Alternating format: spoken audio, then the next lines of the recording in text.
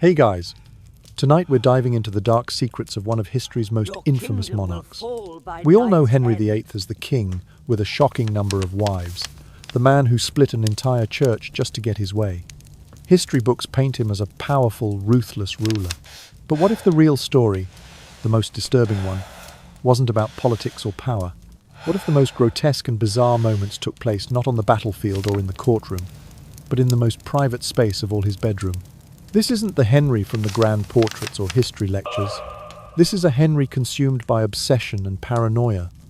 A man whose bed was a stage for strange rituals that would shock even his closest courtiers. These are not mere rumors. They're documented in his own court records, physicians' notes, and diplomatic reports that still exist.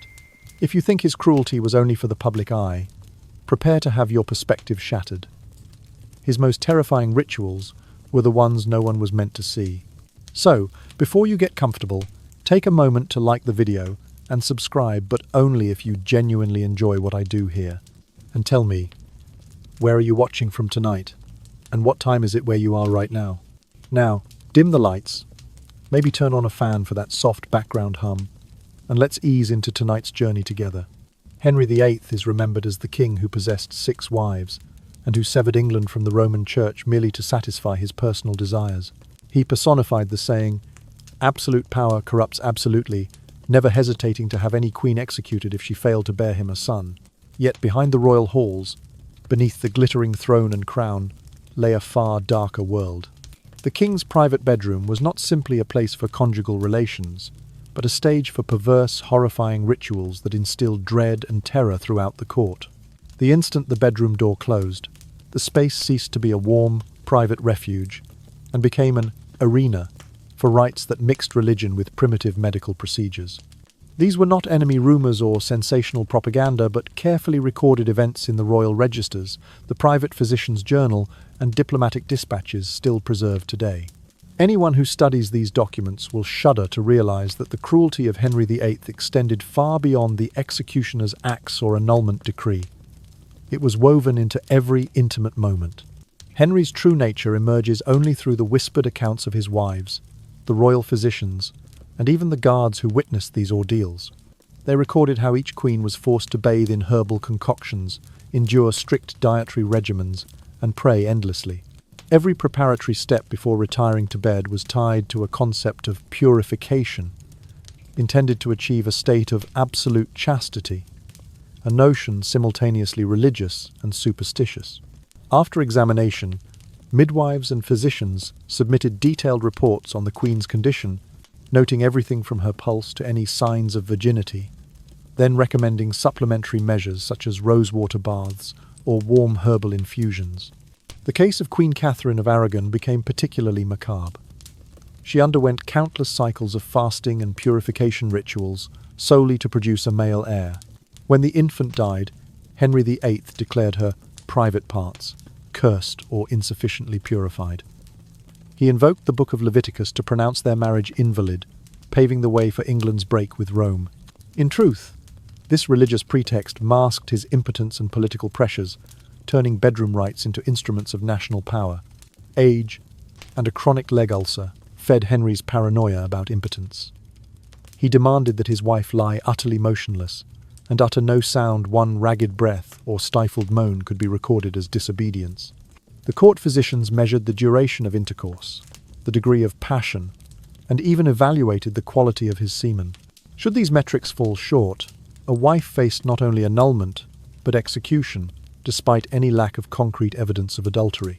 Among his 6 wives, Anne Boleyn and Catherine Howard suffered the most tragic fates. They were forced to recount the names of their former lovers in the midst of intimacy, interrogated as though on trial. Vague court gossip sufficed for the physicians to compile reports that Henry then used as proof of betrayal. Public examinations of their virginity before midwives and ladies-in-waiting reduced these royal women to monitored specimens, publicly humiliated. The bedroom ceased to be a place of affection and became a courtroom of life or death. Judgments were not issued by public courtrooms, but on the bed through medical entries and nebulous accusations. With a single royal decree, life was ended. Anne Boleyn lost her head, Catherine Howard lost her life, and Catherine was stripped of her title and imprisoned. These ghastly rituals became tools of state.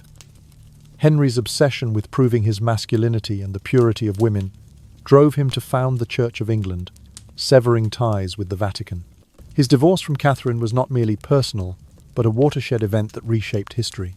At the culmination of each ritual, one sees Henry not as a gallant sovereign, but as a man consumed by supreme authority, fear, and delusion. His true throne lay not in a grand palace, but in his bed, where night after night, brutal rites were repeated, and women's bodies and souls were subjugated by cruelty and superstition. In the darkness of the royal bedroom, every short breath of the Queen became a sorrowful note, marking an era drenched in blood and horror. Unlike the formal images in portraits or history books, the real Henry VIII emerges through the hushed recollections of those who lived and laboured within his intimate circle. His wives, the royal physicians, and the household servants who witnessed every unsettling detail. In the meticulously kept journals of his personal physician, we find pages upon pages of symptoms and neurological reactions recorded at each stage of the king's ritual. Heart rates were noted, pupils examined, and subtle muscle tremors catalogued as though Henry's private encounters were the most crucial medical experiments of the age.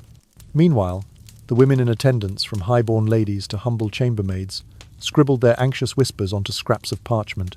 Behind closed doors, they exchanged tales not merely of herbal baths and endless prayers, but of the king's insatiable appetite for dominion over both body and mind.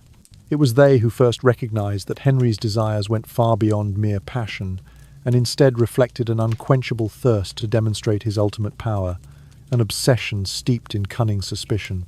Foreign envoys, accustomed to the pomp of continental courts, could not help but shiver when they stood before Henry.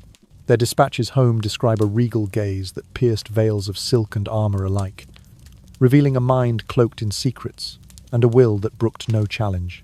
One ambassador recounted a tense banquet in which the king stared at his queen through her face mask, as though she were an adversary rather than his consort. Attendants noted how the air in the great hall grew oppressively still. A deliberate arching of a brow, a languid sip of wine, a faint narrowing of the king's eyes all carried the weight of unsaid threats. This fusion of majestic authority and personal brutality painted Henry as an unpredictable sovereign, one whose queen existed less as a partner than as a pawn in his elaborate game of dominance. Beyond the tapestry-lined chambers and behind the ornate canopy bed, Henry's private suite functioned as a stage for a grand drama of control. Sweeping curtains, woven with Tudor roses, concealed a world where the faith, flesh, and dignity of a queen were weighed on an invisible scale. Every detail bore ritual significance. The precise hour at which the bed was made, the sequence in which candles were lit, the very arrangement of pillows. Midwives, dressed in plain gowns, observed from the shadows, their trained eyes assessing the queen's readiness, while scribes recorded each nuance. A stray lock of hair, a sheen of perspiration on the forehead, or the slightest hesitation in prayer could tip the balance towards suspicion, condemnation, or restless reprieve. In that domain, the line between clinical inspection and sacred ceremony blurred, leaving the queen's body vulnerable to both physical scrutiny and spiritual indictment. Within those walls reigned an unsettling hush, as though every breath itself might betray a hidden fault. Servants spoke of a sacred silence that fell before the king's arrival, an eerie quiet broken only by the soft rustle of velvet or the distant drip of candle wax. Beneath the respectful stillness, however, lay a current of dread so palpable that even the steadiest attendants felt their hands tremble as they carried out routine duties. A footman might linger near the doorway, bracing himself to convey the outcome of the ceremony, whether the queen had been deemed pure enough to merit favour or found deficient, setting in motion consequences ranging from icy neglect to enforced separation, and in extreme instances, to death itself. Word of an unfavourable verdict spread through the corridors like a silent contagion, casting long shadows over alliances, titles, and the very stability of the realm. In that secluded theatre of power, the private and the political collided with an intensity rarely witnessed elsewhere. Each bedroom ritual, while ostensibly about fertility or piety, served equally as a test of loyalty to the king, to the crown, and to the Tudor dynasty. A queen's submission signalled her unfaltering devotion. Her resistance was interpreted as a challenge to the foundations of monarchical authority. Thus, every whispered prayer carried weight, every measured breath held significance far greater than any public declaration. Through these intimate ceremonies born of suspicion and executed with a relentless quest for control, Henry VIII wove an unbreakable web of dominance, one wherein the fate of a single woman could reverberate to reshape the course of an empire. The courtiers, those who witnessed these proceedings from behind velvet-lined screens, spoke in muted tones of the strange amalgam of solemn ritual and outright terror. Some described how the queen would kneel upon the plush rug, arms outstretched in supplication, while the king paced before her, evaluating her posture with the cold eye of a judge. Priestly chants might echo softly from hidden alcoves, lending a veneer of sanctity to proceedings that were anything but holy. In these moments, the bedroom transcended its usual function. It became a sanctum of scrutiny, where the body was at once a chapel and a medical ward, its sanctity violated under the guise of sacred duty. Yet Henry's bedchamber was more than a mere locus of ritual, it was a crucible in which his vision of kingship was forged. Each act of compliance reinforced the narrative of divine right.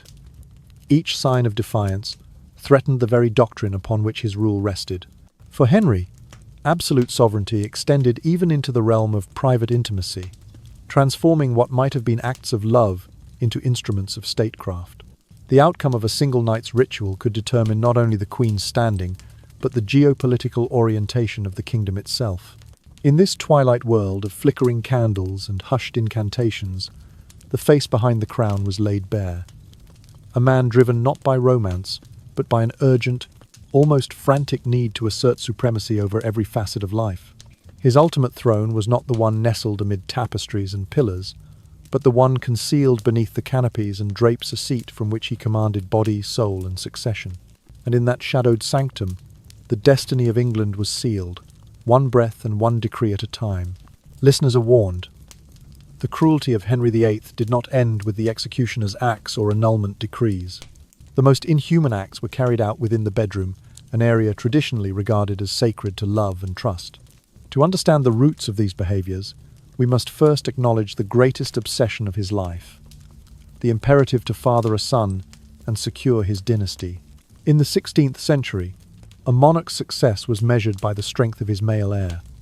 Henry understood this all too well, and the pressure to preserve his lineage transformed his private chamber into a reproductive laboratory, where intimacy ceased to be an expression of affection and became instead a coerced ritual. Under royal medical directives, Henry and his queens were bound to follow meticulous procedures before retiring to bed. First, a stringent diet. The queen was to consume only the plainest foods, oatcakes, boiled grains, and unsalted broth for days leading up to the appointed night, all in the name of purifying her body. Next, continuous prayers. Passages from the Psalter were recited on bended knee, beseeching divine favor to cleanse the womb. These invocations were not mere formalities, but solemn incantations believed to rid the body of spiritual impurities. Only when these austerities were observed, and at the precise hour judged auspicious by court astrologers, were the royal couple permitted to unite. Astrologers played a crucial role in this grim theatre. Summoned to Hampton Court, they consulted celestial charts, aligning stars and planets to pinpoint the perfect moment for conception. Using astrolabes and hand-drawn natal maps, they proclaimed that certain days and even specific minutes held greater potency for producing a male child. Once the election of the hour was declared, herbal baths followed mixtures of rue, lavender, and rose petals steeped in warm water to align the humours. The queen emerged, fragrant and pallid, to face the final stage.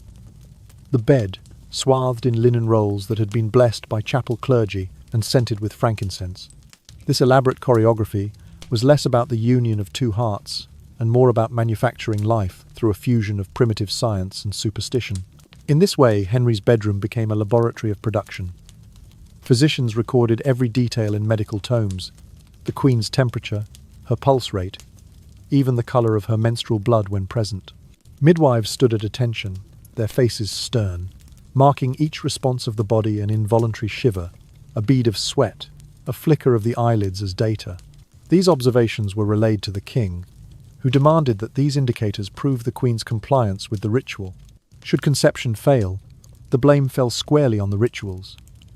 Perhaps the prayers had been improperly recited, or the herbal concoction not potent enough. Trials of fertility were treated as ritual infractions, deemed graver than any moral transgression.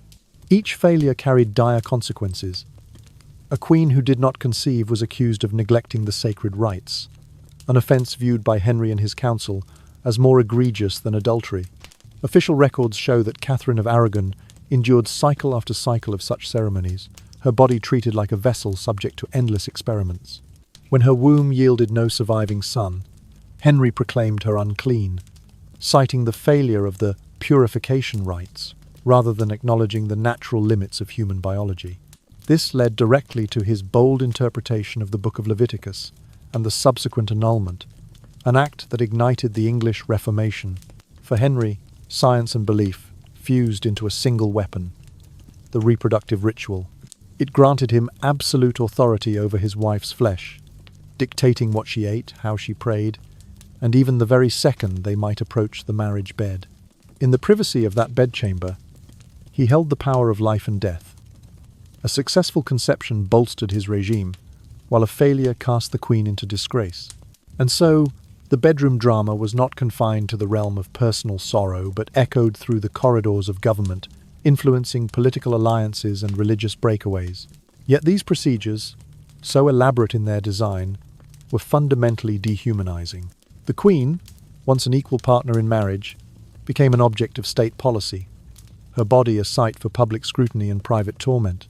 Each herbal bath or solemn chant, though cloaked in piety, served as a prelude to judgment or condemnation. Physicians noted with clinical detachment the queen's resistance to the bitter tonic of rue or the prolonged vigils. Her discomfort was recorded as evidence of non-compliance. Henry, witnessing these reports, would meet them not with compassion but with cold calculation, issuing further directives to correct what he deemed the queen's faulty devotion. Over time, the reproductive rites assumed a darker character. In his later years, plagued by ill health and swelling leg ulcers, Henry grew ever more obsessed with the possibility of impotence. To quell this fear, he tightened the rituals. The queen was to remain silent and motionless during their union, any sound or gesture interpreted as a sign of defiance. Should she so much as break a prayer before the appointed moment, midwives were instructed to note it in their dispatches. These dispatches then became instruments of power, establishing a written record that could be used to justify anything from banishment to execution. In essence, the bedchamber ceremonies blended medicine, religion, and politics into an inseparable triad, a mechanism by which Henry exercised control over his queens, and by extension, over England itself. What began as a pursuit to secure a male heir evolved into a systematic apparatus of domination where every whispered prayer, every shiver of the body, every beat of the heart contributed to a grand tapestry of obedience. In the end, the reproductive laboratory of the Tudor bedroom exemplified Henry VIII's belief that true sovereignty extended even into the sacred realm of intimacy, ensuring that he reigned not only in name, but in the very flesh and spirit of his heirs.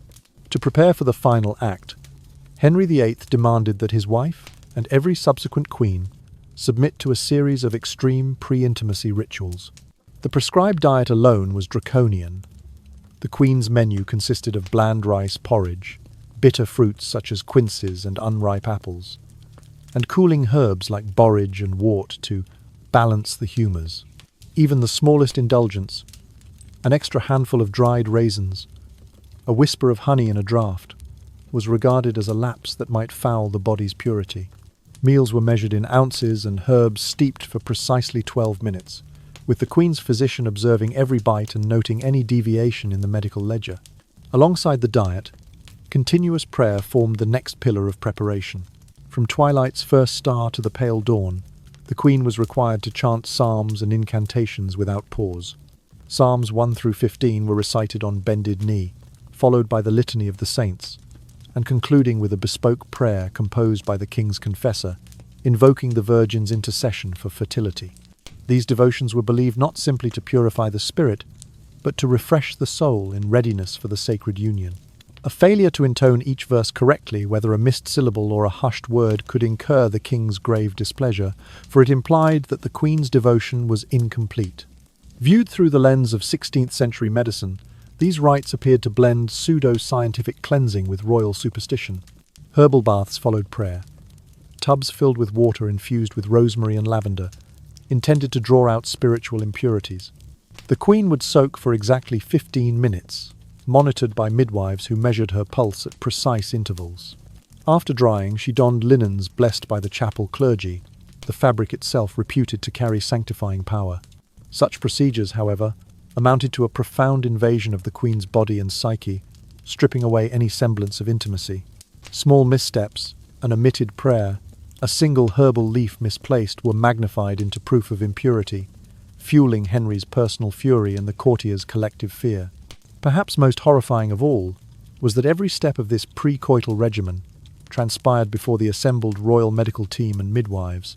These attendants stood as silent witnesses in the chamber, instructed to verify that the queen was ready in every respect. They questioned her under oath. Did she feel any lingering discomfort? Could she recite her prayers verbatim? Were there any signs of physical exhaustion? These interrogations sometimes required photographic evidence in the sense of anatomical sketches and detailed written reports describing the queen's condition, observations of skin pallor, muscle tension, and the state of her menstrual cycle, all recorded for the king's scrutiny. Midwives, conspicuous in their plain gowns, acted as both healers and examiners. They inspected the queen's body with gloved hands, checking for signs of humoral imbalance or fever of passion. Their notebooks contained slip after slip describing each finding. Queen's skin cool to the touch. Pulse irregular, but within acceptable bounds. Slight tremor in left hand. These marginal notes, though clinical in appearance, were deeply humiliating for the queen, as they transformed her most private attributes into fodder for public record. The very presence of these women in the bedroom hall of power confirmed that the queen's body was not her own but a state instrument. The public nature of these examinations shattered any illusion of sacred privacy. Servants stationed at doorways reported the progress of each ritual to chamberlains awaiting word in the antechamber. Gossip spread swiftly through the corridors, that the queen shivered uncontrollably, that she had removed her veil in distress, that tears had been stifled with a swift clutch to the throat. Each rumour, whether founded or exaggerated, found its way into the dispatches of foreign ambassadors, heightening the reputation of the Tudor court as a realm where power extended into the innermost recesses of the flesh. From the Queen's perspective, the bedroom transformed into a theatre of surveillance. She was expected to move in measured steps, speak only when permitted, and pray with unwavering precision. Any falter and uncertain prayer, a flicker of discomfort could be cited in the next royal council meeting as evidence of failing ritual purity. The penalty for such perceived infractions ranged from cold removal of favour to the revocation of her allowances, and in the most extreme cases, to formal charges of disobedience or disorderly conduct. Though rarely stated in so blunt a form, the subtext was clear. The Queen's body and soul existed at the King's will, subject to his exacting standards and inevitably judged by them. Yet in the hush of the veiled chamber, beneath the soft glow of beeswax candles, the Queen's fear and humiliation were as tangible as the draped tapestries. The subtle tremors in her voice, the reluctance in her step, and the dark circles beneath her eyes spoke of a spirit under siege. For her, these precoital rites were not acts of devotion but trials of endurance. Endurance imposed by a sovereign who wielded ritual as ruthlessly as he wielded the sword. Thus, in Henry's court, the night before even the most intimate union became another arena for asserting power. The combination of extreme asceticism, relentless prayer, and invasive examination stripped the bedroom of warmth and trust, replacing them with coercion and dread. And so the Queen, standing at the centre of this elaborate choreography, found herself both the object of royal desire and the instrument of dynastic ambition her body commanded, her spirit tested, and her very dignity held hostage to the monarchy's relentless quest for control. When Queen Catherine of Aragon failed to produce a surviving son, Henry VIII wasted no time in declaring that her womb was either cursed or that she had failed to observe the proper purification rites. He turned to the book of Leviticus for a divine precedent, citing the passage that forbade a man to marry his brother's wife. Because Catherine had once been wed to Prince Arthur, Henry claimed their marriage was invalid from the start. Yet beneath this dramatic invocation of Scripture lay a far more mundane reality: his own impotence and the crushing weight of political necessity. In the hush of the royal councils, theologians argued over the precise meaning of the biblical injunction, while Henry's ambassadors in Rome pressed the Vatican for a definitive ruling. Meanwhile, Catherine endured a more intimate and intrusive ordeal. The so-called cleansing ritual that Henry insisted upon became a surgical intrusion under the guise of religious observance. Midwives were ordered to bathe her in consecrated waters, then to conduct internal examinations, an invasive procedure justified by the need to confirm the absence of any impurities within her body. These midwives, trained in the rudiments of Tudor medicine, probed and inspected under flickering candlelight, recording every irregularity, any sign of inflammation, any indication of infection as evidence that Catherine had not maintained the ritual purity required of a queen. As these examinations continued, Henry accumulated detailed reports, notes on the colour and consistency of bodily fluids, descriptions of tissue tone, and even sketches of the Queen's reproductive anatomy in medical tomes now lost to history. Each finding was presented to the king as proof of Catherine's defilement, reinforcing his case for nullification.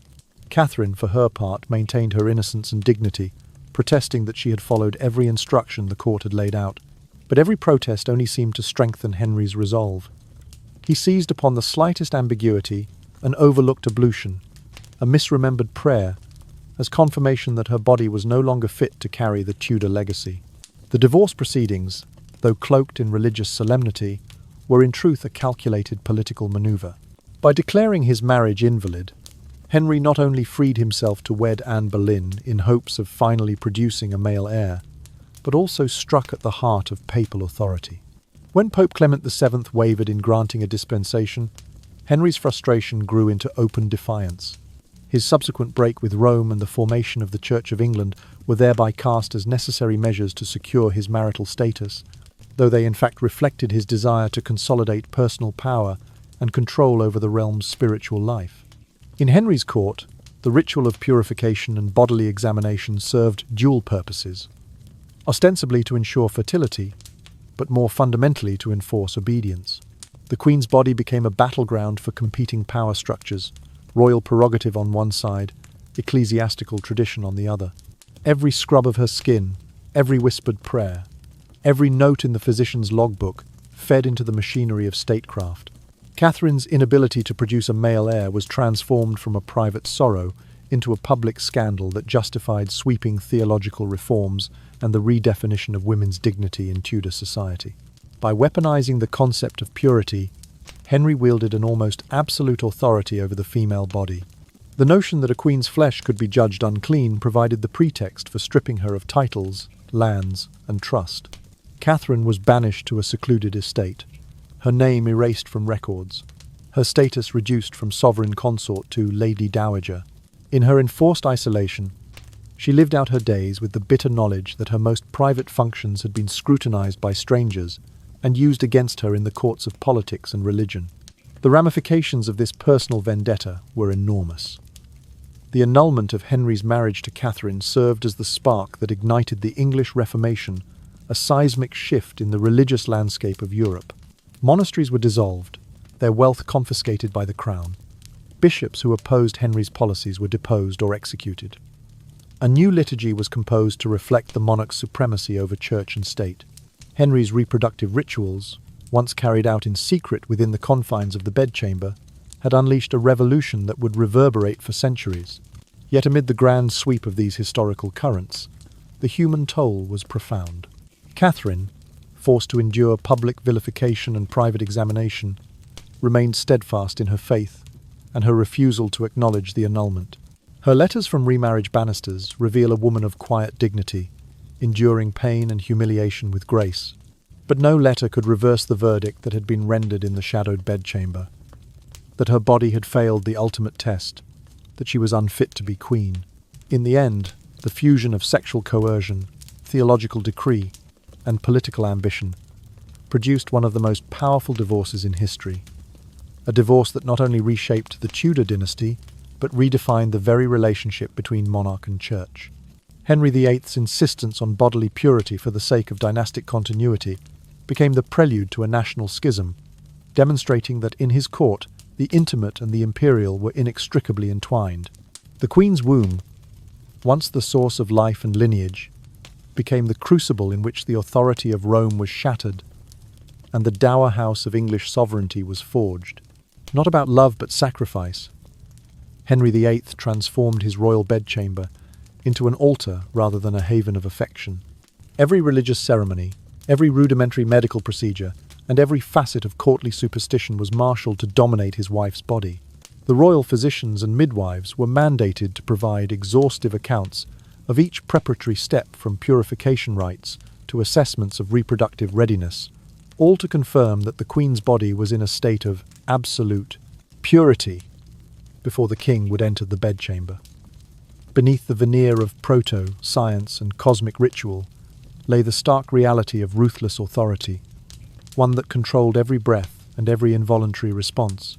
When a queen failed to bear a surviving son, Henry attributed the failure to her having broken the rite, perhaps by neglecting a solitary ablution or mispronouncing a single prayer, and intensified the measures of control accordingly. He dictated austere dietary regimens. The queen might subsist on nothing but plain barley gruel, dried figs, and distilled waters infused with cooling herbs such as horehound and sage, all in a bid to preserve what he deemed the body's optimal humoral balance. Continuous prayers followed, stretching from hours before midnight until the first pale light of dawn, intended to renew the soul in preparation for the ritual union. Any lapse, an omitted verse or a whispered word, was seized upon as proof of impurity. Yet this obsession with bodily control was merely one aspect of Henry's darker impulses. As he aged, plagued by chronic leg ulcers and festering infections, his paranoia about impotence grew to an almost hallucinatory intensity. Court records attest that in his later years not only his queens, but also his temporary favourites, were compelled to participate in bizarre, mechanistic encounters. Stripped of any pretense of passion, these sessions were designed solely to verify their absolute submission and loyalty. Early medical contrivances, cannulas to measure internal temperature, poultices to cool inflamed tissue served to amplify physical suffering, all while Henry fretted that any sign of pain or reluctance might betray his own diminishing virile prowess. To mask his insecurities, he instituted draconian codes of conduct. The Queen was ordered to remain motionless, silent, and unblinking while he discharged his duties. Even the slightest movement of a finger, the faintest murmur of breath, could trigger his suspicion of betrayal. Reports describe midwives arrayed like sentinels around the bed, their watchful eyes trained on every twitch of muscle. Should the Queen's hand stray from the specified position, or should her voice crack during prayer, the midwife was obliged to note it in her ledger.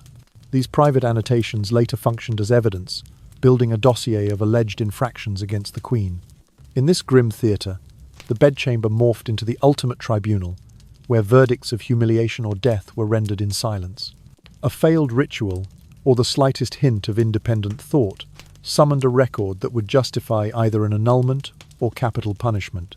The most sacred space of love and trust was repurposed into a battleground of cruelty, each ritual a weapon of power that exposed the king's relentless ambition for supremacy.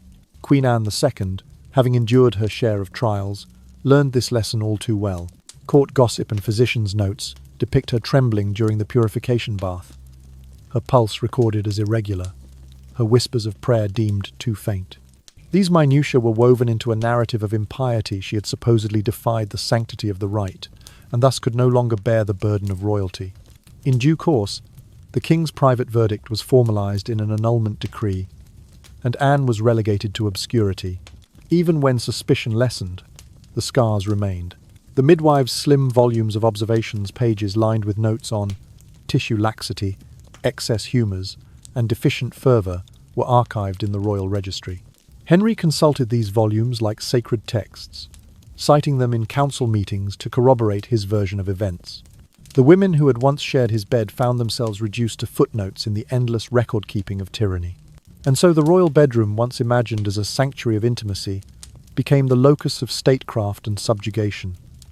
Rituals that commenced with whispered prayers ended in quiet condemnation. The Queen's body, once an emblem of dynastic continuity, had been transformed into a vessel for the king's boundless thirst for authority. Each ceremony reinforced the message that the monarch's power extended even into the most private recesses of human experience. In the end, the bedchamber's flickering candlelight and perfumed air masked a deeper horror, that even the most tender acts of union could be weaponized in the service of absolute rule. Henry VIII's ultimate throne was not the opulent dais in Westminster Hall, but the shadowed canopy of his private chamber, where ritual and coercion reigned supreme. In that dimly lit arena, every embrace became an act of conquest, and every act of conquest reshaped not only the fate of his wives, but the destiny of a nation. When age and illness began to sap his strength, Henry VIII's suspicions and fanaticism only deepened, giving rise to ever more grotesque behaviours.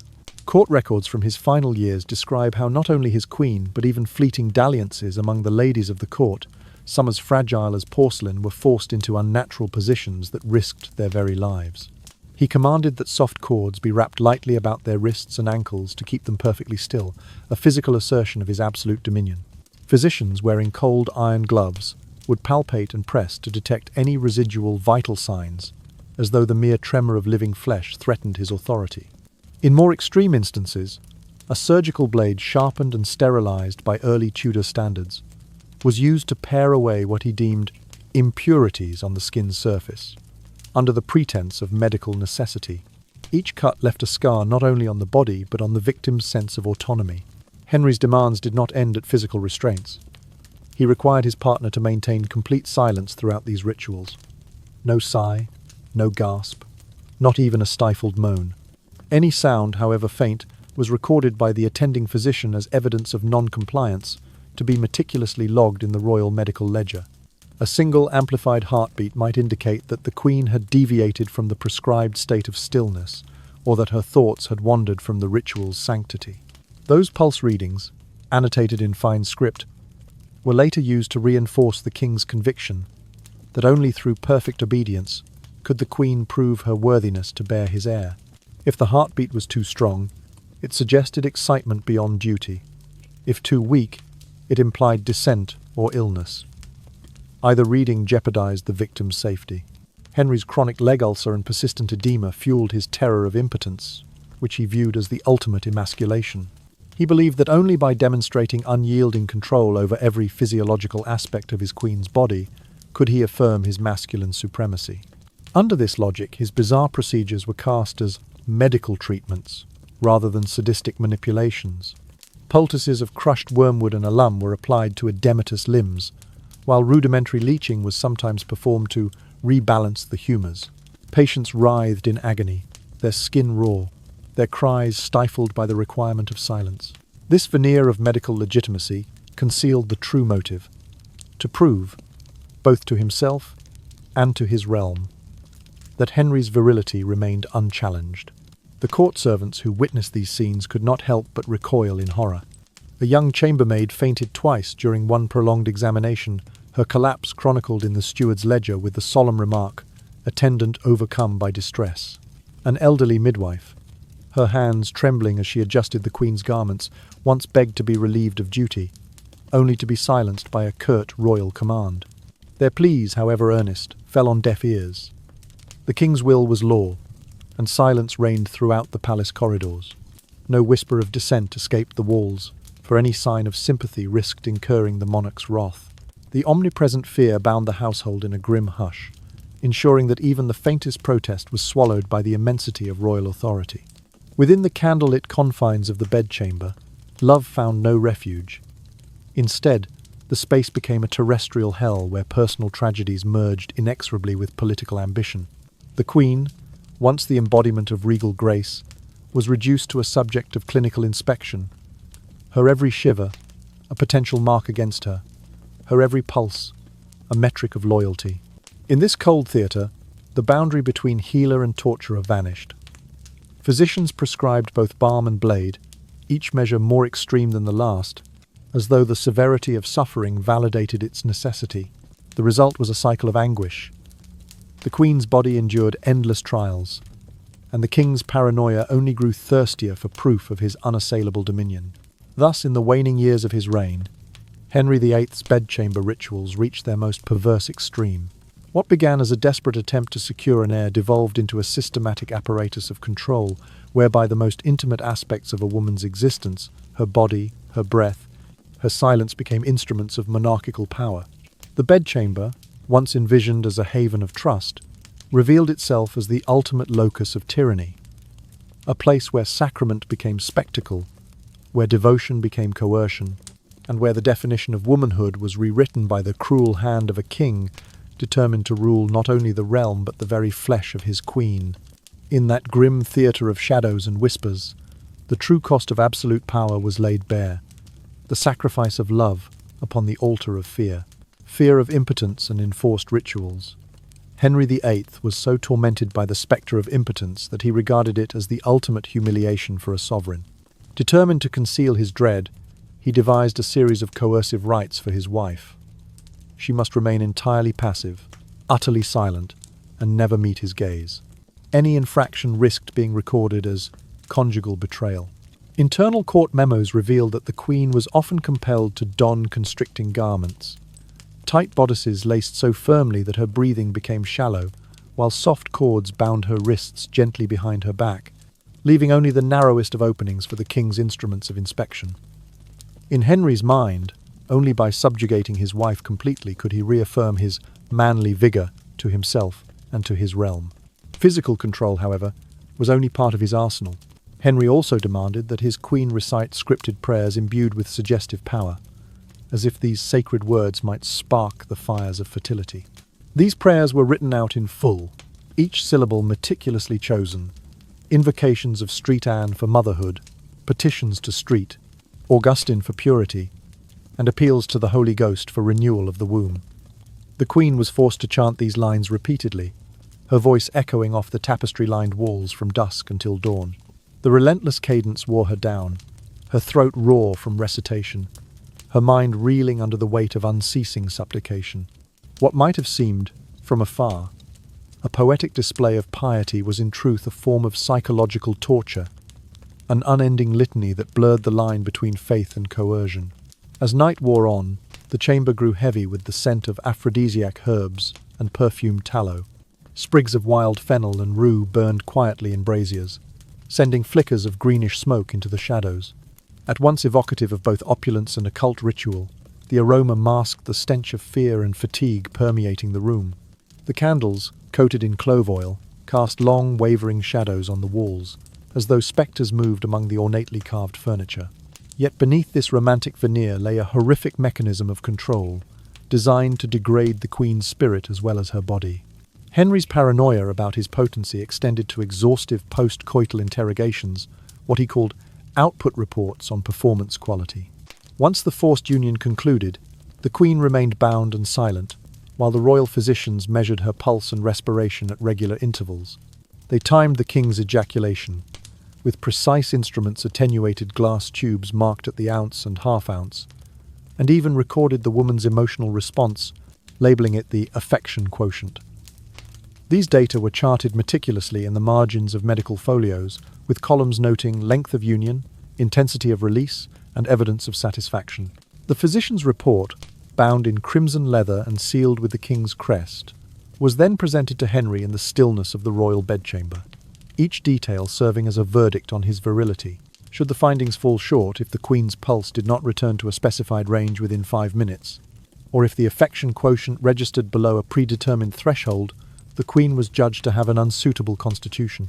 This diagnosis justified the suspension of her conjugal privileges, a stark step toward annulment or, in extreme suspicion of infidelity, capital charges.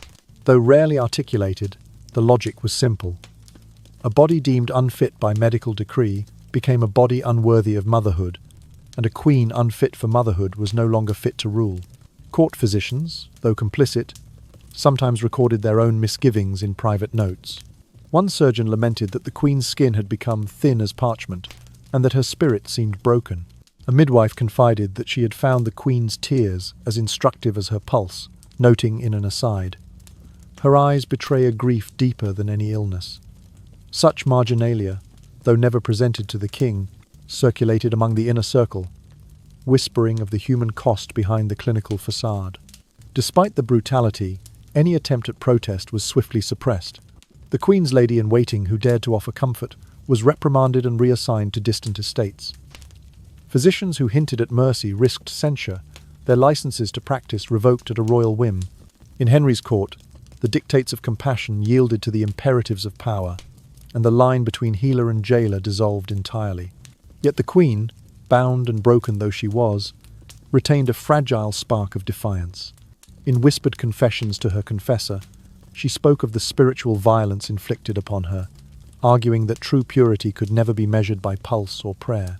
These private rebellions, like faint embers smouldering beneath the ashes of coercion, offered a glimmer of hope that the human soul might remain unconquered, even as the body was subjugated. In the annals that followed, these rituals of fear and forced devotion came to symbolize the darker side of absolute monarchy. Henry VIII, in his quest to conceal impotence and assert dominance, transformed the sacred ritual of marriage into a machinery of domination. The bedchamber, once the site of love's tender exchange, became a crucible of suspicion and suffering. And as dawn broke each morning over Wiltshire's rolling hills, the Queen rose from her bed, not as a consort revered, but as a living testament to the cruel logic of power, forced to bear daily witness to the ways in which intimacy can be twisted into an instrument of tyranny. The horrific proof of chastity examinations. Anne Boleyn, Henry VIII's second wife, endured one of the most brutal lessons in Tudor conjugal politics. Court gossip in Cork even claimed that Henry once interrogated her about every single past lover in the midst of their intimacy, compelling her to recite each name aloud until he was satisfied. Yet verbal confession was merely the beginning of his ritual of humiliation. He demanded to see the physical marks of virginity she purportedly carried. This so-called medical inspection was primitive and invasive. Midwives and royal physicians were ordered to observe and confirm, by sight, touch, or whatever rudimentary methods they possessed, whether Anne's body still bore the signs of untouched purity. As the king's initial passion cooled, Henry's paranoia grew ravenous. He began to suspect that Anne's body had deceived him, spreading rumors that she exhibited traits of inconstancy, despite any factual basis. In a further escalation of this perverse court tradition, he commanded that upon her wedding day, a cloth be placed beneath her, as proof of virginity, an ancient custom revived to suit Tudor spectacle. The attending lady-in-waiting was charged with bearing the blood-stained cloth before the assembled court the following morning. If the linen was not soaked red, as Henry demanded, the Queen would be branded a traitor to matrimony. That single crimson cloth became the documentary evidence the king needed to either annul the marriage or level charges of adultery. These examinations and verdicts were carried out publicly before the royal medical team and a retinue of courtiers. Midwives in sombre gowns and physicians clutching quill pens stood as silent witnesses to Anne's most private moments. They scrutinized her body under flickering candlelight, inspecting the hymen's condition and testing its integrity by manual examination, a crude, even dangerous procedure by any standard. Their findings were recorded in official reports, though phrased in clinical jargon to mask the cruelty. Notes on membrane resilience, tissue elasticity, and evidence of previous rupture. Each entry reinforced the king's suspicions and fed into the dossier used to condemn her. The spectacle of a royal woman, stripped of all modesty, examined before a tribunal of male and female attendants, left many at court aghast. Upper-class ladies, their fine gowns rustling in the gallery, watched in horrified fascination as Anne, once the toast of fashion and music, stood vulnerable under the midwife's cold gaze. Lower-ranking chambermaids whispered of the Queen's tears and the tremor in her limbs, while gentlemen-at-arms stationed at the doors tried to quell their discomfort with stiff silence. The boundary between intimate ceremony and public trial collapsed entirely, and what was meant to affirm love became a grotesque show of dominance. In Henry's mind, these public virginity tests were not simply archaic pageantry, but unmistakable declarations of power. By staging such examinations, he signaled to all that the ultimate authority over life, lineage, and loyalty resided in his hands. A queen's body served as a tangible instrument of statecraft. Her supposed purity, or lack thereof, could make or break alliances, justify religious reforms, and shape the fortunes of the realm. The ritual of uncovering the true condition of Anne's body transcended personal scandal. It became a lesson to every noble family that the monarchs will reign supreme, even over the most sacred human bonds. Amid this frenzy, the Queen's own protests were muted under the weight of protocol and decorum. Anne was expected to comply without question, her dignity exchanged for fleeting whispers of compassion from sympathetic onlookers. Any outspoken defense of her honor risked fresh accusations of insolence or witchcraft, both crimes punishable by law. Thus, she bore the ordeal in silence, her stoic resilience only serving to deepen Henry's torment, for her composed suffering suggested a strength he could not conquer. These public trials of the body also carried a potent political subtext. By invoking Leviticus to annul Catherine of Aragon's marriage, Henry had already shown that scriptural interpretation could be harnessed for dynastic ends. Now, by resurrecting the bedchamber spectacle for Anne, he reinforced the message that spiritual authority and royal prerogative were inseparable. The Queen's flesh, examined and judged by midwives and scribes, became the locus of a theological verdict, a living sermon that affirmed the king's supremacy over both church and state, a lesson resonating far beyond the palace walls. Foreign ambassadors recorded these events with equal parts fascination and dismay. Their dispatches to continental courts spoke of a sovereign who wielded intimacy as ruthlessly as any weapon. Reports described the scarlet cloth paraded before startled envoys, the hush that fell upon the Privy Council as the Queen's attendants whispered updates, and the sudden, tense exchanges when the physician announced his findings. For diplomats accustomed to grand ceremonies of state, this was an entirely new form of spectacle, one that blurred the lines between governance, religion, and the most private acts of human existence. The Queen's fall from grace was swift. Without a blooded cloth to vindicate her, Anne was accused of infidelity and disloyalty. Official proclamations cited her failure to preserve the right of marriage as evidence of treason, a charge carrying the death penalty.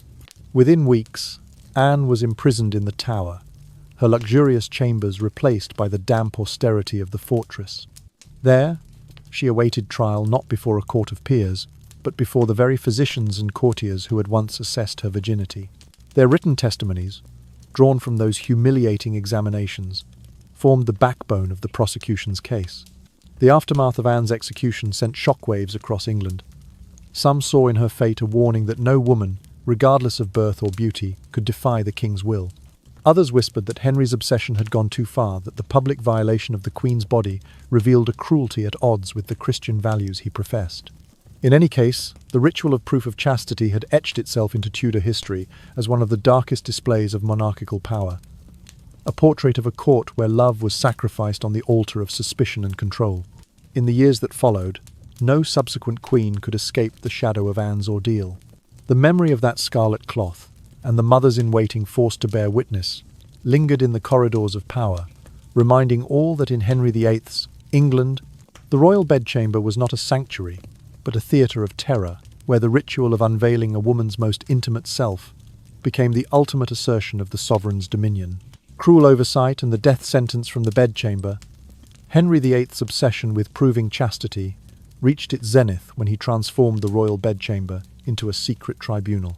Every indication of failure in the elaborate rites, from unsuccessful conception to a shudder or sigh deemed too loud, to the slightest irregularity on the ceremonial bloodcloth, was meticulously recorded. In Henry's court, a single notation by his physicians sufficed to declare that a queen had lost her reproductive worth or exhibited signs of disloyalty in spirit, immediately triggering either an annulment or charges of conjugal treason, swiftly followed by a death warrant. Within the heavy drapes and silken canopies, the only sounds were not the soft whispers of lovers but the scratch of quills upon parchment. Scribes and doctors sat in whispered conclave as candlelight danced over their ledgers, each stroke of ink sealing a fate. Catherine Howard, Henry's fifth wife, was condemned to death. After the king convinced himself she had dallied with other men, evidence drawn not from witnesses or confessions but from court gossip and the private notes of his medical attendants. Likewise, Anne Boleyn found herself ensnared. Allegations of adultery and betrayal echoed from the humiliation of her own virginity tests, magnified by Henry's paranoid delusions. What these women endured was not justice but performance, a macabre display in which the bedchamber's shadows became the jury, the bedframe, the executioner's block. By the time Henry issued his dreaded decrees, the bedchamber had ceased to be a haven of intimacy and had become a chamber of horrors, strewn with the echoes of sovereign power and personal tragedy. A single glance too bold, a movement too swift, or a barely perceptible breath could doom a queen. The threshold of the bed was hallowed ground where love was sacrificed upon the altar of suspicion. Henry did not merely rule by royal decree, he ruled by controlling the very bodies and psyches of his wives, wielding every sexual ritual as a political instrument to secure his throne and instill terror throughout the court. This private court of the bed was overseen by a cadre of royal physicians whose written observations became legal evidence. They noted the queen's pulse, the cadence of her breathing, even the temperature of her skin, annotating deviations in medical tomes that served as Henry's personal dossiers. Each entry was a verdict. A faltering heartbeat might suggest defiance, too steady an inhalation might imply indifference, and a blot on the ceremonial cloth, no matter how faint, was deemed incontrovertible proof of impurity. These clinical pronouncements were then filtered through the lens of royal will, allowing Henry to present them as incontrovertible facts in his justification for divorce or execution. When Catherine Howard's clandestine liaisons were revealed, the bedchamber tribunal convened in solemn secrecy. Lady Mary Shelton, inscribed in the Queen's retinue, was allegedly forced to display the ceremonial bloodcloth before the king himself, under the watchful eyes of physicians and ladies-in-waiting. Their silence, maintained under threat of exile or worse, amplified the cruelty. Each woman present became a silent accomplice to the ritual unmasking. When the cloth failed to meet Henry's exacting standards, his anger was swift. He accused Catherine of adultery and heresy against the sacred bond of marriage. Within days, she was confined to the Tower and condemned by the same physicians whose reports had sealed her fate. Similarly, Anne Boleyn's downfall followed a comparable process of secret adjudication. Physicians and midwives, once charged with ensuring her compliance, now testified against her.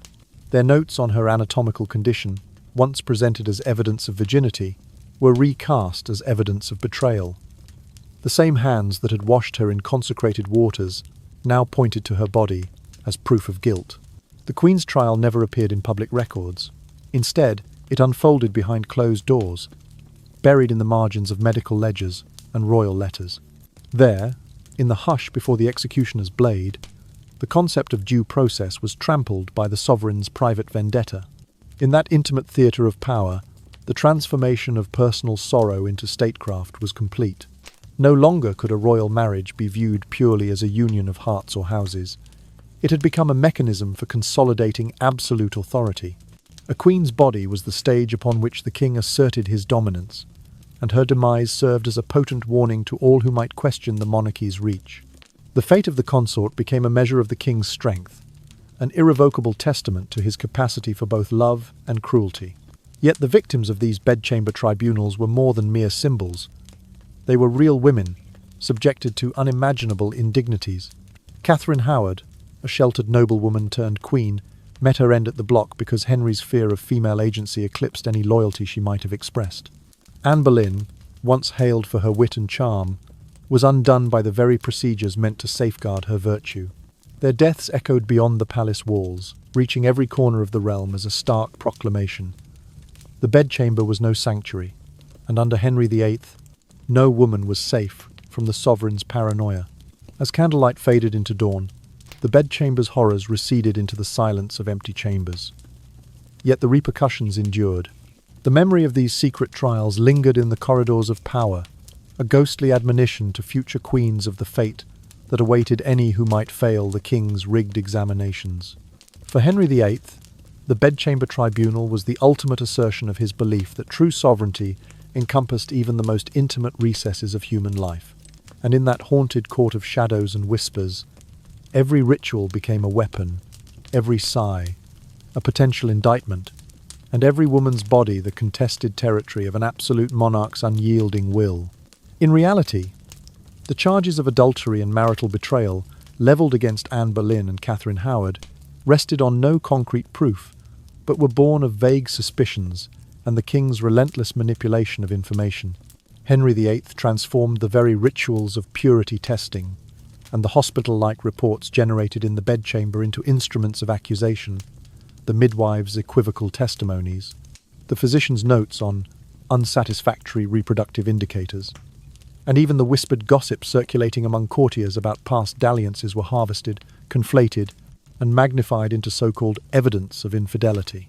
Thus, when Henry decreed that a queen was no longer chaste or unable to bear a living son, he issued his edicts of divorce, or ordered imprisonment in the council chamber with barely a pretense of due process. These humiliating interrogations often unfolded in the midst of forced intimacy.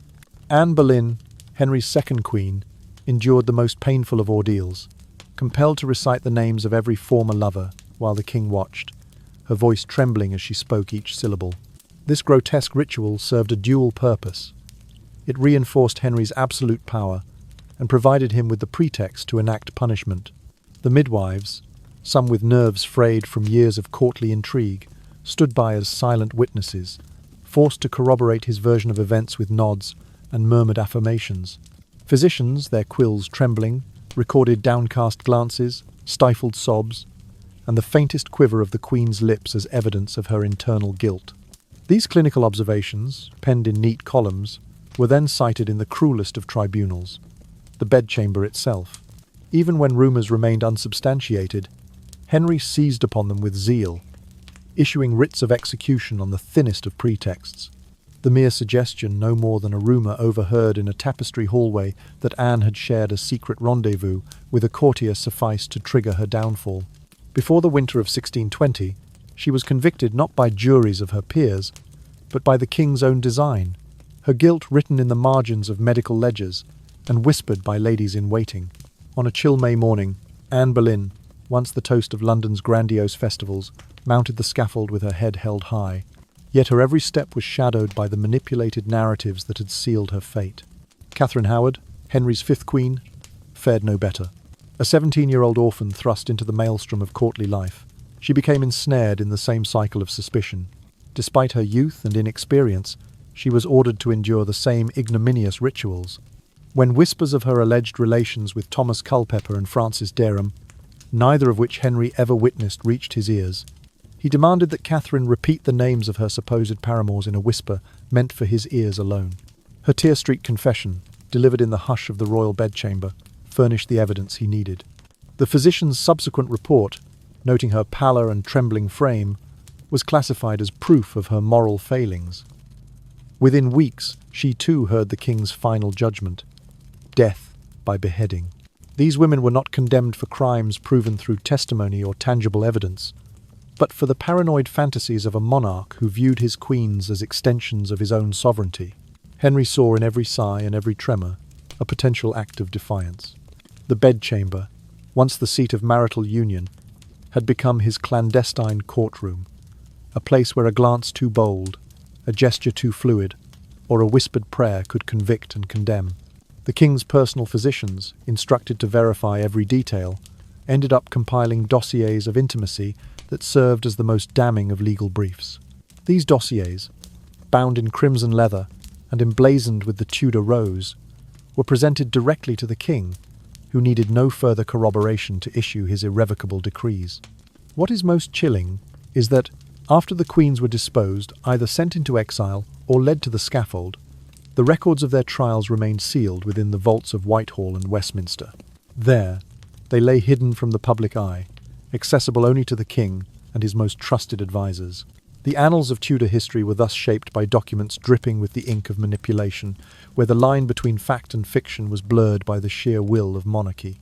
The bedchamber rituals, once private ceremonies of union, were repurposed as weapons of political control, their original intent forgotten beneath layers of fear and coercion. When one considers the personal toll, the horror becomes almost unbearable. Anne Boleyn, mother of the future Queen Elizabeth I, was condemned not because she had committed adultery, but because Henry's fears and ambitions required her fall.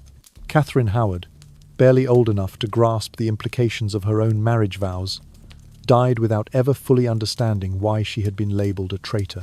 In both cases, the orchestrated trials served Henry's larger aims: to maintain the illusion of divine right, to prevent any challenge to his authority, and to ensure the succession of a male heir at all costs, even if it meant sacrificing the lives of those closest to him. By converting intimacy into accusation, Henry VIII demonstrated how absolute power could corrupt the most sacred of human bonds. The bedchamber, once a symbol of mutual trust and personal devotion, became the locus of tyranny, where a queen's dignity was measured not by her love or loyalty, but by her compliance with the king's most perverse demands. In that shadowed chamber, personal tragedy merged seamlessly with political spectacle, and each queen's fall served as a somber reminder that under Henry's reign, no woman, however high her station, could escape the sovereign's capricious gaze. Ultimately, the fate of Anne Boleyn and Catherine Howard underscores a tragic truth. Their deaths were secured not by the weight of proven wrongdoing, but by the strategic manipulation of ritual, rumour, and medical record. Henry VIII, in his quest to safeguard his lineage and assert his unassailable dominance, turned the most intimate acts into public performance and used the relics of those acts, bloodied cloths, whispered confessions, ledger entries as the instruments of execution. The bedchamber tribunal was the final arbiter of life and death, and no matter how fiercely a queen protested, once Henry decreed her guilt, the palace gates slammed shut behind her forever. And here lies the greatest horror of all. The bedchamber rituals were never private matters of love or devotion, but tools of national power. Henry VIII's obsession with asserting his masculine virility and enforcing female purity became the driving force behind his most consequential policies. Above all, England's break with the Roman Church. Each time he ordered a purification rite or insisted on a bodily inspection of his queen, he sent a clear message through the corridors of power. Only when the queen proved herself utterly obedient and produced a living son would the throne be secure. This perverse conviction that dynastic continuity depended on a personal ritual underpinned Henry's bold challenge to papal authority. By invoking scripture to annul his marriage to Catherine of Aragon, he effectively claimed the right to judge his own union, removing the decision from the Vatican's jurisdiction. The divorce decrees, once mere instruments of ecclesiastical procedure, became proclamations of the king's supreme authority over matters sacred and profane. What began as a quarrel over lineage evolved into a theological and political schism. Henry declared that he, not the Pope, held the final say on marriage, doctrine, and church governance in England. The physical remnants of those bedchamber ceremonies, annulment papers, the physician's meticulous journals, and the midwife's inspection reports were repurposed as historical evidence to justify what remains the greatest religious revolution in 16th century Europe. Henry presented these documents to Parliament and to the clergy, framing his personal trials as matters of national necessity. He argued that Catherine's supposed failure to maintain ritual purity, documented in the royal medical logbooks, demonstrated God's disfavour upon their union. In doing so, he conflated intimate rituals with divine sanction, persuading many that the break with Rome was ordained by both heavenly and earthly authority. Through this transformation, the most intimate space in the palace, from which only a handful of confidants could glimpse, the rituals became a political theatre on which the monarchy asserted its dominance over every stratum of society. The nobility watched in silent awe as the Queen's purification rites, once private ceremonies, were cited in the new Act of Supremacy, which declared the king the only supreme head on earth of the Church of England. The medical profession at court found itself compelled to endorse the king's claims. Their reports were included in the royal archives, underscoring the union of science, religion, and statecraft. Even the clergy, now stripped of foreign oversight, were pressured to accept the royal supremacy that had been forged in the shadows of the bedchamber. Each repeated ritual, whether it was Catherine's long hours of prayer and herbal baths, or Anne Boleyn's public demonstrations of chastity, served not merely to attempt conception, but to stage the assertion of the crown's authority. When the Queen emerged from her purification chamber, her compliance was broadcast through court ceremony, reinforcing the notion that the king's will extended into the most private recesses of life. Dissenters, noble families, bishops, or gentry who questioned the legitimacy of these procedures risked being branded traitors or heretics. To oppose the king's bedchamber theology was to align oneself with papal tyranny and rebellion against the realm. This strategy of wielding personal spectacle as political weaponry proved terrifyingly effective. England's greatest abbeys and monasteries fell one by one, dissolved under royal decree, their lands and revenues redirected to the crown.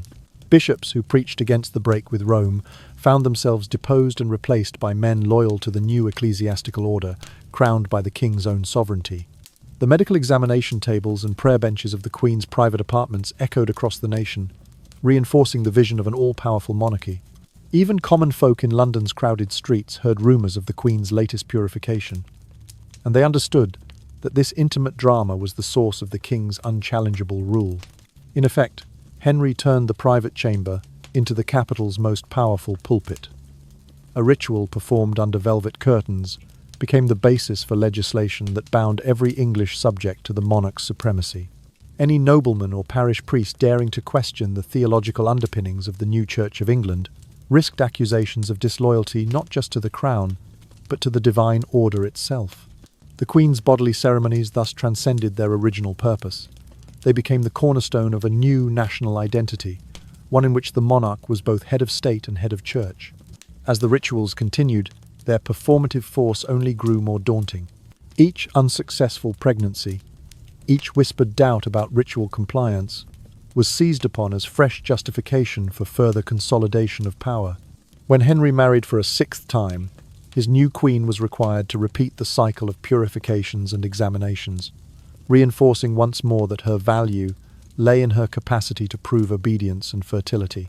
The repetition of these rites served as a constant reminder to courtiers and commoners alike that the bedchamber, not Parliament or Rome, was the locus of ultimate authority. By the time of Henry's death, the religious landscape of England had been irrevocably transformed. The Church of England stood independent, its hierarchy loyal to a monarch whose supremacy had been forged through intimate coercion as much as political decree. The rituals that had once tested the Queen's body for purity had, in the end, tested the nation's willingness to accept a local head of church, a test that the realm passed, willingly or under compulsion. The legacy of these bedchamber ceremonies endured long after the king's passing. Successive monarchs would invoke the sovereign's right to oversee marriage and morality, citing precedents rooted in those very rituals. In the shadow of the bedchamber, England emerged as a nation transformed. The personal had become political, and the private acts of purification and inspection became the blueprint for an ecclesiastical revolution. Henry VIII's most intimate ceremonies, designed to secure a male heir, instead secured his legacy as the founder of an English church free from papal interference. What began as a quest for lineage ended as a reshaping of an entire religious order, demonstrating that under an absolute monarch, even the holiest rituals of love and trust could become the greatest instruments of state power. From a political standpoint, the execution of Anne Boleyn transcended mere personal retribution and functioned as a stark admonition to the aristocracy regarding the king's unassailable might. In sending Anne to the scaffold for adultery and marital betrayal, Henry VIII made clear that no one, not even a queen who had once stood at his side, was exempt from the sacred rites he himself had ordained. Her fall served as a vivid demonstration that the monarch's will, especially when enacted through the intimate ceremonies of the bedchamber, carried the force of law. Any deviation from his protocols, no matter how private or ritualized, invited the severest of consequences. Similarly, Catherine of Aragon's public disgrace and forced exile from court were about far more than her inability to bear a living son. Henry levelled charges not only of infertility but of ritual impurity, asserting that her purification rites had failed to meet the royal standard. He proclaimed that her miscarriages and stillbirths indicated a divine curse on her line, thereby justifying the nullification of their marriage. This pronouncement was not delivered in some distant hall of papal justice, but was instead rooted in the same bedchamber reports and ceremonial failures that had been meticulously catalogued by his physicians and midwives. By branding her as ritually unclean, Henry fashioned marital dissolution into an instrument of statecraft, using his sovereign prerogative to sever ties with Rome and assert ecclesiastical autonomy. Each royal marriage and subsequent adjudication within the confines of the sovereign's private apartments thus became a catalyst for monumental historical shifts. Catherine's enforced separation opened the door for the English Reformation, marking the beginning of a national schism in which spiritual allegiance was reoriented toward the crown.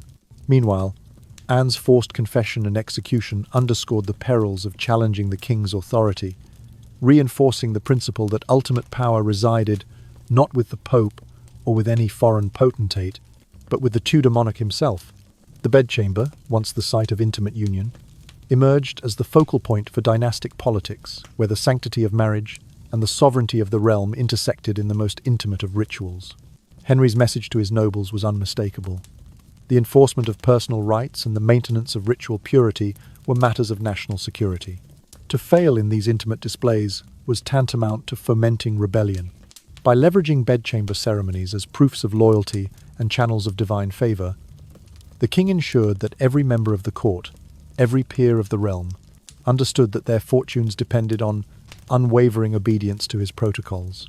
Thus, even the loftiest dukes and earls found themselves bound by rituals that, though ostensibly private, held the power to elevate or destroy their positions.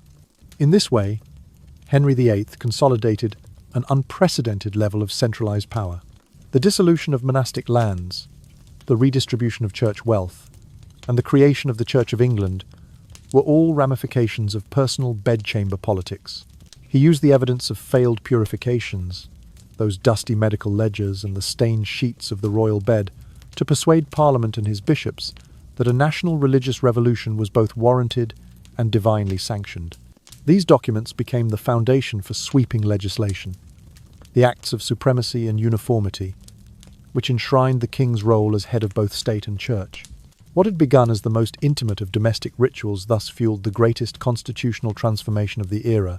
The political theatre of the bedchamber also served to intimidate the wider population. News of a queen's humiliation or execution spread rapidly through the realm, carried by couriers and whispered in market squares. The tale of Anne Boleyn's fall, for instance, was recounted with grim fascination by commoners as much as by courtiers. It fostered a climate of deference and fear. If even the queen could be judged and executed in secret proceedings, what hope had lesser subjects of escaping scrutiny? Henry effectively turned the personal into the political, making the most private acts into public spectacle, and thereby reinforcing his image as an omnipotent ruler whose authority penetrated every layer of society. At the same time, Henry's manipulation of religious symbolism served to legitimize his governance. By framing Catherine's and Anne's bedchamber rites as matters of divine approval, he recast personal grievances into theological imperatives. The concept of ritual purity became inextricably linked to patriotic duty, as if the queen's chastity were equivalent to the integrity of the realm. Nobles who questioned the legitimacy of his marriages or the abolishment of papal jurisdiction were branded as enemies of both the crown and of God. In this manner, the monarch's personal bedchamber dramas were transformed into moral imperatives that demanded compliance under pain of spiritual and temporal punishment. The result was a Tudor regime in which absolutism and intimacy converged. The statutes passed in the wake of Catherine's annulment, and Anne's execution codified in law what Henry had already proven in practice, that the bedchamber was as much a site of governance as the royal council chamber. Ministers, judges, and even the clergy found their roles reshaped by the precedent Henry set. They became functionaries not only of civil administration but of ritual enforcement, ensuring that the sovereign's personal rights were observed by all. The lines between private devotion and public duty blurred, placing the monarchy at the centre of every aspect of English life. Even after Henry's death, his successors would inherit this template of power. Elizabeth I, born of the bedchamber politics that saw her mother Anne Boleyn executed, would later use similar tactics of ceremonial symbolism to assert her own authority. She staged her coronation procession with conscious echoes of Tudor ritual, reminding her subjects that her legitimacy derived from both birth and sovereign decree. The memory of Anne's trials and Catherine's repudiation lingered in the political consciousness of the realm, shaping perceptions of monarchy for generations. In retrospect, the political impact of Henry VIII's bedchamber rituals cannot be overstated. What might have seemed at first glance to be the private anguish of a king seeking heirs was in truth a grand strategy for the consolidation of absolute monarchy. By weaponizing rituals of purity and obedience, Henry forged a new relationship between ruler and ruled one in which personal fidelity and religious conformity were enforced through the same mechanisms that guaranteed political loyalty. His use of bedchamber tribunals to sanction marriage and dictate church policy laid the groundwork for the modern conception of sovereign authority, where the personal will of the monarch could reach into the most intimate corners of a subject's life. Thus, each marriage and each execution within those velvet-draped chambers reverberated across the national stage, shaping the destiny of Britain and leaving an indelible mark on the course of Western history. Behind every reform, every judgment, and every new marriage lurked the shadowy presence of Henry VIII's bedchamber, an arena where rituals of faith, rituals of sex, and rituals of power converged to determine the fate of a nation. Each demand for proof of chastity, each purification ceremony, each medical examination was etched in the flesh and bones of the women who dared to speak, dared to defy, or simply could not bear a living son. Their very survival or their deaths was never merely a personal tragedy, but rather a political pivot that propelled the restructuring of England's religious and social order. The Queen's private rites were never performed in isolation. Even as Henry promulgated statutes and assembled his council to debate matters of state, the spectre of his bedroom ceremonies hovered over every session. In the Great Hall of Westminster, lords and bishops debated acts of supremacy and uniformity, while whispering fearful glances at one another, each recalling the fate of Anne Boleyn and Catherine Howard. They knew that the bedchamber's verdicts, drawn from herbal purges, bloodied cloths, and physicians' reports were the true underpinnings of the king's reforms. To them, the doctrine of royal prerogative was inseparable from the Queen's purity trials, for both emerged from the same source, Henry's unchallengeable will. Each ritual exacted a toll in human terms. Catherine of Aragon endured endless cycles of fasting and prayer, only to lose child after child. With every miscarriage, her body bore fresh scars, physical and psychological, while her reputation was further stained by whispered claims of impurity. The records maintained by royal physicians map out these sorrows in cold clinical detail. Miscarriage at 7 weeks, fetal remains stillborn, pulse irregular post-ritual. These entries, simple though they appear, formed the basis for Henry's first break with Rome, as he cited Catherine's failed purifications to justify his divorce. Thus, the ghosts of unborn princes haunted the corridors of power, shaping decisions that would redefine an empire. Similarly, Anne Boleyn's forced virginity tests the crude inspections by midwives. The humiliating display of the ceremonial cloth left indelible marks on court memory. Rumours of those examinations spread among London's populace, reinforcing the image of a monarch who scrutinised his queen's body as rigorously as he taxed his subjects. When Anne fell from favour, it was not merely a personal downfall, but a public demonstration of what happened to anyone who resisted the king's private ordinances.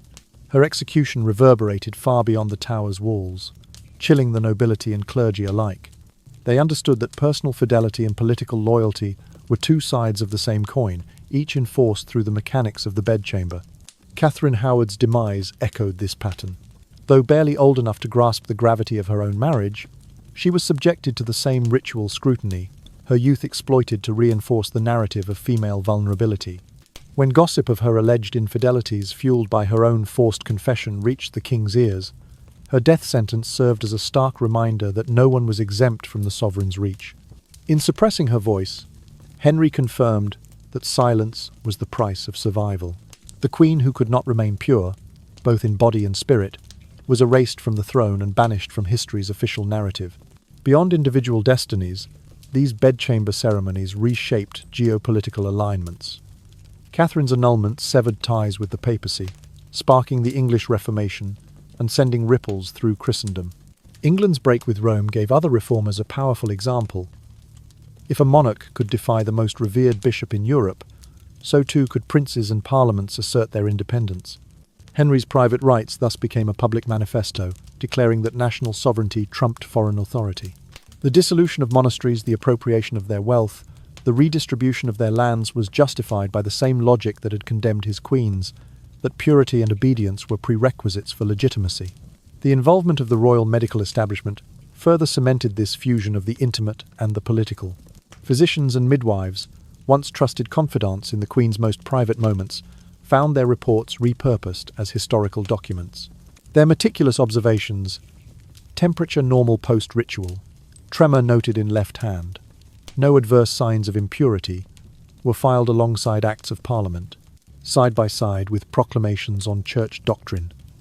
Thus, the language of medicine and the language of law merged, creating a new discourse in which bodily conformity equated to civic loyalty. Any deviation from the prescribed norms risked erasure from both the bedchamber and the state. Even the most arcane aspects of these private rituals, the precise timing dictated by astrological charts, the selection of specific herbs to cool the humours, the arrangement of candles according to celestial alignments took on political significance. Astrologers were summoned to court not merely to assist in conception, but to validate the divine favour allegedly bestowed upon the monarchy. When planetary alignments foretold a fruitful union, Henry seized the moment to reinforce his own cosmic right to rule. Conversely, any astrological inauspiciousness was blamed on female defiance, further entangling personal fate with national destiny. The cumulative effect was that the bedchamber became both the source and reflection of Tudor absolutism. It served as a constant reminder that the sovereign's authority could penetrate every layer of existence, from the laws that governed land and commerce to the private throes of passion and procreation. Noble families, once accustomed to a clear demarcation between public office and private life, now found that the king's will could extend into their most intimate spaces. The fear of being summoned for a purity trial, real or rumoured, kept many in line more effectively than any parliamentary statute. Even after Henry's death, the legacy of these rituals persisted. His successor, Edward VI, inherited not only the throne but the precedent of enforcing monarchical supremacy through personal ceremony. Elizabeth I, daughter of Anne Boleyn, would later stage her own orchestrated displays of virginity and marital symbolism to assert her unique authority, echoing the bedchamber politics of her father. The concept that a queen's body could embody the state endured, informing the monarchy's relationship with both subjects and foreign powers. In the end, the private ceremonies of Henry VIII's bedchamber became the crucible in which modern notions of sovereignty and statecraft were forged. By turning intimate rites into instruments of policy, he demonstrated that true power is measured not only by armies and decrees, but by the ability to command the innermost realities of human life. The women who endured those rituals, Catherine of Aragon, Anne Boleyn, Catherine Howard, and others paid the ultimate price, as their personal tragedies propelled the Tudor dynasty to unimaginable heights of authority. Their bodies, tested and judged in the name of dynastic necessity, became the foundation upon which an entire nation redefined its identity and its laws. In that dimly lit chamber of ritual and dread, the fate of England was written, one whispered prayer, and one blood-stained cloth at a time. Stripped of the courtly splendour, beyond the solemn portraits and the gilded pageantry, Henry VIII's true throne revealed itself to be not the marble dais of Westminster, but the wooden frame of his royal bed. There, beneath the heavy canopy and velvet drapes, he conducted the most private of rituals, talks of power more binding than any statute. In that confined chamber, he manipulated, threatened, and ultimately decided the fates of his queens, wielding bodily rights as though they were imperial decrees. Henry's obsession stemmed from a deep-seated fear. Fear of impotence, fear of betrayal, fear that his legacy might falter without a living son to inherit the crown. This terror mutated into a form of paranoia that governed every intimate act. No glance, no whispered vow, no touch went unmonitored. His bedchamber became a crucible of suspicion. Each soft rustle of silk, each measured breath, was scrutinized for signs of defiance or disloyalty. In Henry's eyes, the Queen's body was not her own. It was an instrument of dynastic continuity, and any imperfection in its performance threatened the very stability of the realm. To enforce his will, Henry instituted brutal rituals under the guise of religious and medical necessity. The Queen was instructed to perform elaborate purification ceremonies, fasting on meagre porridge and bitter herbs, reciting penitential psalms from Psalm 1 to Psalm 150, kneeling for hours on cold stone, all before she could approach the marriage bed. These rites, ostensibly meant to prepare her womb for conception, served as tests of obedience. Failure to observe the minutiae, skipping an intercession to the Virgin Mary, or neglecting a vial of consecrated rosewater, could be cited as evidence of spiritual impurity, a sign that she had fallen short of the king's exacting standards. Henry's paranoia extended to the structure of the bed itself. The mattress was custom-built in 3 layers, each draped with linen blessed by 3 chaplains. Candles, placed at the king's precise instruction, formed geometric patterns on the floor, whose shadows traced the outlines of Tudor roses, symbols of legitimacy.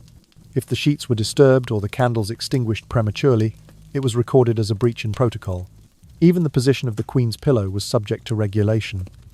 It had to be aligned exactly with the king's for the ritual to commence. Such measures, which may appear absurd to the casual observer, were to Henry the undeniable proof that he ruled not only by divine right, but by the absolute command of his own personal ceremony. In this realm of ritualized control, the bedchamber served as both place of union and court of judgment. Physicians and midwives, once healers and comforters, were co-opted into his apparatus of surveillance. They were bound by oath to report any sign of defiance that they observed. A flush of the cheeks, a faltering tone in prayer, a tremor in the hand. Their notes, written in plain but chilling detail. Her pulse quivers beyond 36 beats, voice flagging during the litany. Slight perspiration on brow, were then filed in the royal registries. These entries became the underpinnings of legal actions: divorce, annulment, and in the gravest cases, charges of treason. Indeed, Henry treated any failure in the bedchamber as a public crime. When the Queen did not bear him a living son, he declared it evidence of her spiritual and bodily failing. He proclaimed that such failure signalled divine displeasure, an argument he used to justify breaking with the papacy. The Act of Supremacy, which established him as the supreme head of the Church of England, was thus undergirded by the logic of the bedchamber, that sovereign authority extended even into the most intimate acts of human life. The dissolution of the monasteries, the rewriting of liturgy, the trial of bishops, all flowed from the same source. Henry's belief that his personal rights were the final arbiter of truth and power. In that dimly lit chamber, the Queen's body became the contested territory of power. Her flesh was surveyed, tested, measured, and, if found wanting, condemned. Catherine of Aragon, Catherine Howard, Anne Boleyn each endured the same fate. Each saw her dignity stripped away by the rituals designed to prove her worth. Their deaths, portrayed as necessary for the good of the state, were in fact staged acts of terror, reminders to all that no one, however high-born, was exempt from the king's absolute will. Even after Henry's death, the shadow of his bedchamber rituals lingered. His successors inherited not only the crown, but the precedent that sovereign power could reach into the innermost realities of human existence. Elizabeth I, in her own right, would manipulate marriage prospects and succession through carefully choreographed ceremonies, echoing the example set by her father. The notion that a ruler's authority might extend into the bedroom and beyond persisted in the collective memory of the English monarchy. Ultimately, the tragedy of Henry VIII's bedchamber lies not merely in the personal suffering it inflicted upon the queens, but in how it redefined the nature of power. By transforming intimate rights into mechanisms of state control, he forged a model of absolutism that fused the public and private spheres. The bedchamber, once a sanctuary of trust and love, became the locus of coercion and fear. In so doing, Henry achieved a form of sovereignty unprecedented in Europe, one that claimed dominion over not only lands and titles, but over the very bodies and spirits of his subjects. Thus, when one looks beyond the pomp and pageantry of the Tudor court, what emerges is a portrait of a king consumed by fear, paranoia, and a relentless desire for control. His true throne was not the grand hall of state, but the bed beneath the crimson canopy, where every whisper, every breath, every ritual was an act of power. In that chamber, Henry VIII revealed the darkest capacity of absolute monarchy, to govern the most intimate facets of human life, to decide who may live, who must die, and, more chillingly, who may lay claim to the very spell of sovereignty itself. And so, dear listener, as we lay aside the heavy curtains and dim the flickering candlelight of Henry's chamber, let us draw a soft, deep breath and allow the weight of history to drift into the quiet corners of memory. We have walked through whispered rituals and silent verdicts, but now let those shadows dissolve gently into the background, like mist lifting at dawn. What remains is not terror, but a reminder of the fragility of power and the enduring strength of compassion and empathy, virtues that outshine even the grandest thrones. In the stillness that follows, we carry with us a message of resilience, that even in the darkest rooms, the human spirit can choose kindness over cruelty, understanding over suspicion, and hope over despair. Let us remember the queens who endured so much, not as victims, but as silent witnesses to the truth that no crown, no matter how gilded, can claim dominion over our hearts and our capacity for love. Now, as your eyelids grow heavy and your thoughts unfurl like feathers settling on a calm lake, allow yourself to drift away from the echoes of the past. Envision a gentle twilight sky, where worries dissolve with the last glow of sunset, and the promise of a peaceful night stretches before you like a soft blanket. Thank you for sharing this journey with us. If you enjoyed this story and wish to explore more tales mysterious, haunting, and unforgettable, please subscribe to our channel so we can bring you the very best in every new video. And now, in a hush so sweet it barely stirs the air, we bid you good night. Sleep well.